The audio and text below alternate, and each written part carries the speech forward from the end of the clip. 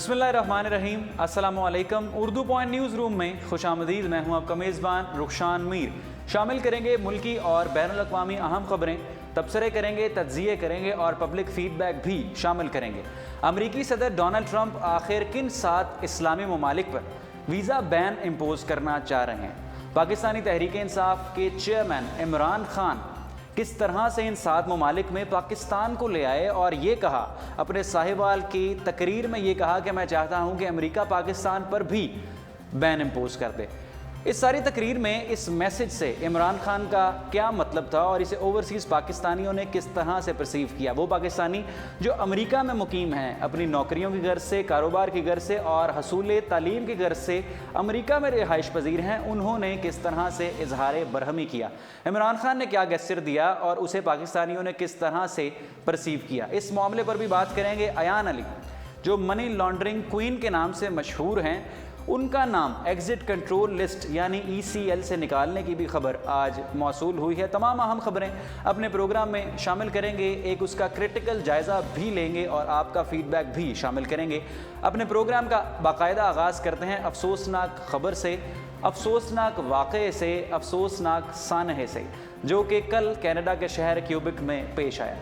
Canada के शहर cubic की एक मस्जिद में, जहां पर मुसलमान अपने रब के हुजूर सजदे में मसरूफ़ थे, इबादत में मसरूफ़ थे, 2 सफाक शहरियों ने जो कि काले लिबास में मलबूस थे, उन पर फायर खोल दिया और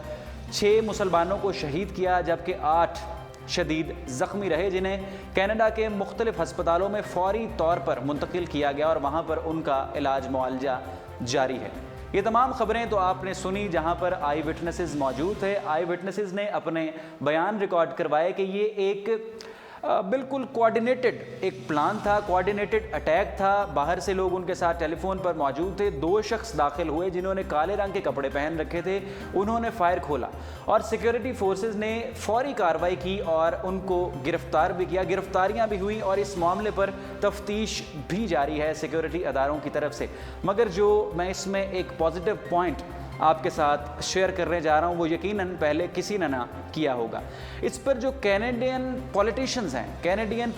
हैं और कैनेडियन हाई ऑफिशियल्स हैं, उन्होंने किस तरह से अपने बयानात मीडिया पर दिए हैं, ट्वीट्स के ज़रिए भी और प्रेस कॉन्फ्रेंसेस के ज़रिए भी, वो आपके साथ शेयर करना बहुत ज़रूरी है। सबसे पहले तो कनाडा के जो 23वें प्राइम मिनिस्टर हैं जस्टिस ट्रूडो,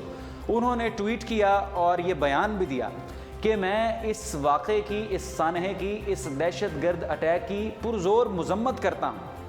कनाडा में मुसलमानों को मुकम्मल तहफ़्फ़ुज़ और हकूक़ फ़राहम करना ही कनाडा की अव्वलिन तरजीह है और जो कल्चरल डाइवर्सिटी है,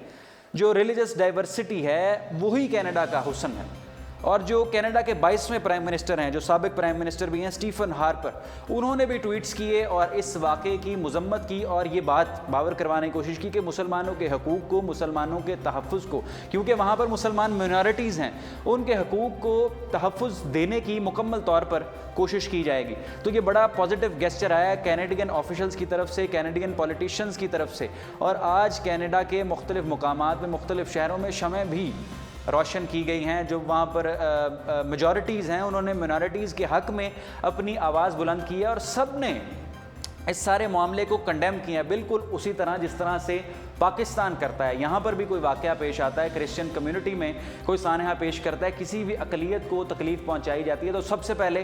पाकिस्तानी सरापा एहतजाज होते हैं, सबसे पहले मुसलमान सरापा एहतजाज होते हैं। सिविल सोसाइटी बाहर आती है और जो मजहबी जमातों से ताल्लुक़ रखने वाले लोग भी उसको कंडेम करते हैं और पाकिस्तानी सियासतदान भी, खा वो नवाज शरीफ हों, खा वो आसिफ अली जरदारी हों, खा वो इमरान खान हो, कोई भी सियासी जमात से ताल्लुक़ रखने वाला बंदा सबसे पहले आकर उसकी पुरज़ोर मज़म्मत करता है। यही पाकिस्तान का हुस्न है, कल्चरल डाइवर्सिटी, रिलीजियस डाइवर्सिटी और एक दूसरे को स्पेस देना। जो बयान कैनेडियन प्राइम मिनिस्टर ने दिया और उसको मेक श्योर करने की दरख्वास्त की कैनेडियंस के सामने, तो ये बड़ा उनकी तरफ से पॉजिटिव पॉइंट्स था। अलबत्ता जो मुसलमान वहाँ पर शहीद हुए, उनकी दुआएं हमारी दुआएं उनके साथ हैं, तमाम हमदर्दियाँ उनके साथ हैं, हम दुआ गो हैं और हमारी दुआ यही है कि दुनिया भर में जहाँ जहाँ पर भी मिनॉरिटीज़ की शक्ल में मुसलमान मौजूद हैं, उनको तमाम हुकूक़ फ़राहम किए जाएँ और उनका तहफ़्फ़ुज़ यकीनी बनाया जाए।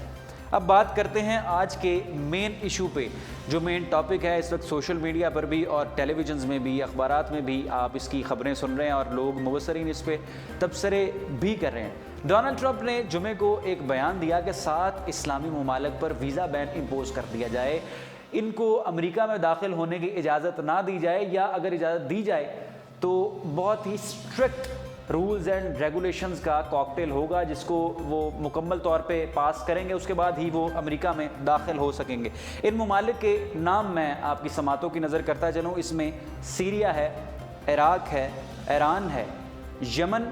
لیبیا، صومالیہ اور سوڈان۔ یہ 7 ممالک تھے جن کے بارے میں ڈونلڈ ٹرمپ اپنا یہ موقف رکھتے ہیں۔ اس میں سعودی عرب شامل نہیں، اس میں پاکستان شامل نہیں۔ سعودی عرب کے ساتھ تو اب تعلقات امریکہ کے مثبت ہیں، کل رات بھی ان کی ٹیلی فون پر گفتگو ہوئی ڈونلڈ ٹرمپ کے اور سعودی کنگ کے، اور اس بات پر تبادلہ خیال کیا گیا کہ ایران کی جو نیوکلیئر اسٹریٹجی ہے، ایران کے جو نیوکس ہیں اور ایران کے جو نیوکلیئر ویپنز ہیں اس پر بھی کڑی نظر رکھی جائے گی، کہیں ایران بھی ایک نیوکلیئر اسٹیٹ نہ بن جائے۔ باتیں تو یہ بھی کی جاتی ہیں کہ ایران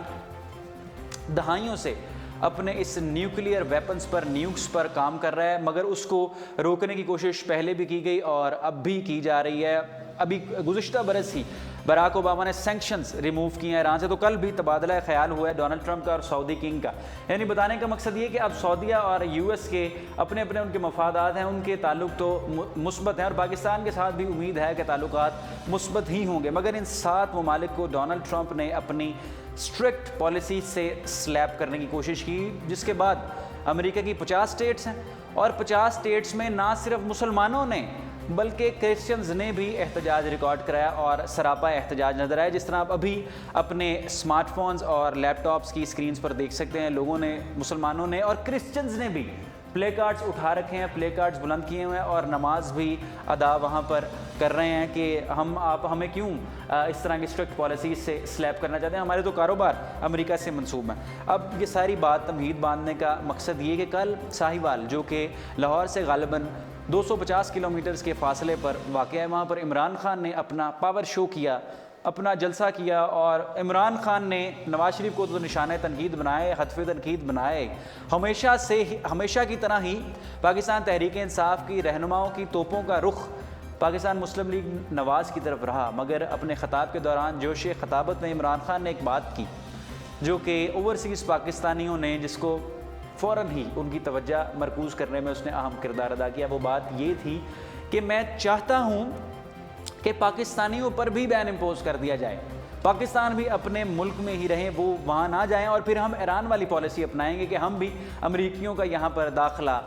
بند کر دیں گے۔ امریکیوں نے خیر یہاں پر کیا کرنے آنا، جانا تو ہم نہیں ہیں، مگر عمران خان کا جو میں نے اس کو سمجھا، عمران خان کا پرسپیکٹو یہ تھا، ان کا نظریہ یہ تھا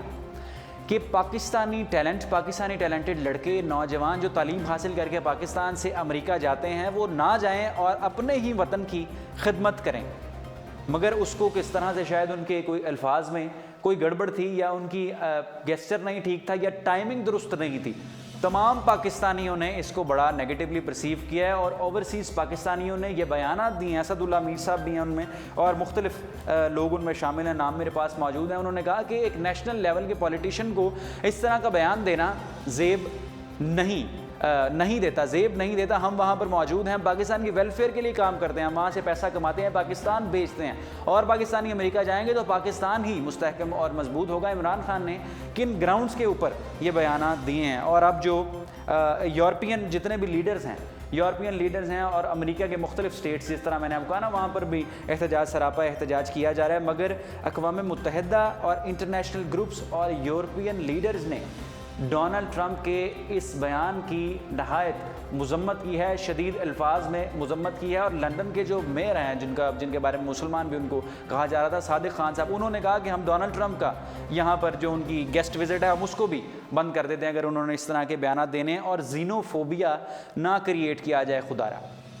زینوفوبیا یعنی ایک ٹرم ہے، یعنی غیر ملکیوں سے نفرت، اس کے سینونیمز میں ریسسٹ ہے، ریسزم ہے، یعنی غیر ملکیوں سے نفرت کا مظاہرہ ڈونلڈ ٹرمپ کرنا بند کریں۔ کبھی آپ میکسیکو کے درمیان دیوار کھڑی کرنے کی بات کرتے ہیں، کبھی مسلمان ممالک کا داخلہ امریکہ میں بند کرتے ہیں، تو اس کو لے کر کافی سراپا احتجاج بنایا جا رہا ہے، مگر عمران خان وہ واحد لیڈر تھے جنہوں نے اس کی سپورٹ کی اور یہ خواہش ظاہر کی کہ پاکستان کا نام بھی ان میں آ جائے، اور نتیجہ یہ نکلا کہ تمام پاکستانی اور اوورسیز پاکستانی عمران خان کو نشانہ تنقید بھی بنا رہے ہیں۔ اب بات کرتے ہیں ایان علی سے متعلق۔ ایان علی، اکثر ایان علی کی خبروں پر نظر ہوتی ہے، پاکستانیوں کی ماڈل ہیں اور منی لانڈرنگ کوئین کے نام سے بھی مشہور ہیں۔ ان کا نام ایگزٹ کنٹرول لسٹ میں تھا، ان پر منی لانڈرنگ کے چارجز تھے اور حکومت جماعت کی طرف سے بار بار یہ کلیم کیا گیا اور عدالت میں شواہد پیش کرنے کی کوشش بھی کی گئی کہ ان کا تعلق پاکستان پیپلز پارٹی سے تھا، اور وہ جو ڈالر گرل ہیں، کوئین گرل ہیں، وہ آصف علی زرداری کے لیے منی لانڈرنگ کرتی تھی۔ اب بات یہ تھی کہ سندھ ہائی کورٹ میں کیس چل رہا تھا جس کا فیصلہ سنایا گیا 19 جنوری کو، اور یہ بات کی گئی کہ ایان علی کا نام ایگزٹ کنٹرول لسٹ سے نکال دیا جائے، کیونکہ جو آفیشل ہیں، جو کسٹم آفیسر ہیں اعجاز چودھری صاحب، ان کا قتل ہوا 2016 میں، جو کہ اس سارے معاملات کو ایان علی کیس کو دیکھ رہے تھے۔ اب ان پر یہ بات کی گئی کہ چونکہ یہ الزام ہے، اس کے شواہد عدالت کے پاس موجود نہیں، جس کی بنا پر ایان علی کا نام ایگزٹ کنٹرول لسٹ میں شامل ہے، تو ایان علی کا نام ECL سے نکال دیا جائے، اگر شواہد آئیں گے تو اس کو دوبارہ سے اس میں ڈال دیا جائے گا۔ وفاقی حکومت نے اپنا یہ موقف پیش کیا اور زور ڈالنے کی کوشش کی، زور ڈالنے کی کوشش نیگیٹو سینس میں نہیں، مطلب کہ اپنا موقف انہوں نے پیش کیا کہ اعجاز چودھری صاحب کے قتل کا مقدمہ بھی 109 کے تحت ایان علی پر ان کے بھی قتل کا ملبہ جاتا ہے، تو اس وجہ سے ان کا نام ECL میں رکھا گیا۔ جب تک کوئی نتائج نہیں نکلتے ان کے اصل قاتل کون تھے، اس کے پیچھے کون لوگ شامل تھے، تب تک ان کا نام ایگزٹ کنٹرول لسٹ سے نہ نکالا جائے۔ مگر سندھ ہائی کورٹ نے آج جو سماعت ہوئی سپریم کورٹ کے چیف جسٹس ثاقب نثار کی زیر صدارت 3 رکنی بینچ نے یہ فیصلہ سنایا ہے کہ ان کا نام ECL سے نکالنے میں ہی بہتری ہے۔ یہ تھیں آج کی اہم خبریں جو ہم نے اپنے پروگرام میں شامل کی۔ پاناما کیس کی پروسیڈنگز بھی چل رہی ہیں، کورٹ میں معاملہ چل رہا ہے، کورٹ کے معاملات میں زیادہ دخل اندازی نہیں کرنی چاہیے، جب تک کوئی حتمی فیصلہ نہیں آتا ہمیں اس میں ٹانگ زیادہ نہیں اڑانی چاہیے۔ کوئی اپڈیٹ آئے گی تو آپ کے ساتھ ضرور لائیو شیئر کریں گے۔ فی الوقت نیوز روم سے دیجیے رخشان میر کو اجازت، اللہ حافظ۔